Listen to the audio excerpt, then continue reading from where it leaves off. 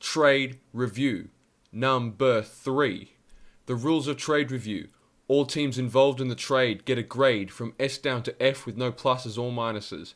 The grade's based on the return on the piece, the trade in relation to the team's situation, and the handling of players involved in the trade, like trade demand leaks and holdouts.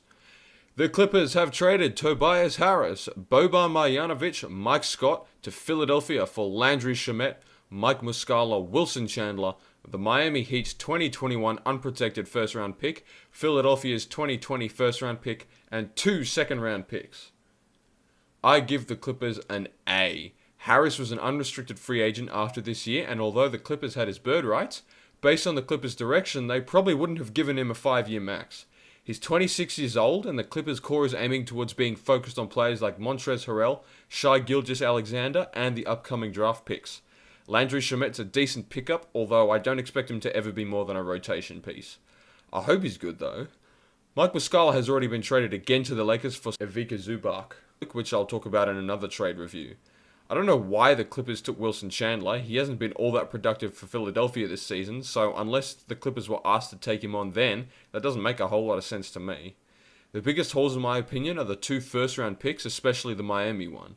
The Miami one, barring a free agent signing or explosion in level from a young player like Winslow, or another trade, should prove to hold some decent value by 2021, considering the current age and level of play of Miami's best players. The Clippers have a clear direction and a full steam ahead behind Jerry West. They get an A. I give the Sixers a B. Tobias Harris is an all-star talent, and had he been a primary option in the East this year, would have been selected as an all-star. As it stands now, he's anywhere from the 2nd to the 4th scoring option on a premier 76ers roster. The Sixers starting lineup is now the 2nd best in the league behind Golden State because their main issue was spacing, which is now fixed by a 3-point contest level shooter who spots up and off the dribble. Tobias Harris is capable of efficient scoring explosions when his teammates cannot convert baskets like they want to inside. I have no doubts Tobias Harris will be a key component in the playoffs. Unfortunately, the 76ers now have some pretty poor depth in relation to their conference counterparts.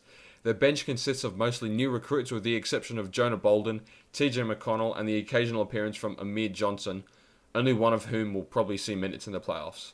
New additions Boban Marjanovic and Mike Scott are unlikely to see playing time outside of garbage time in the playoffs on most rosters, though the 76ers will be forced to make a tough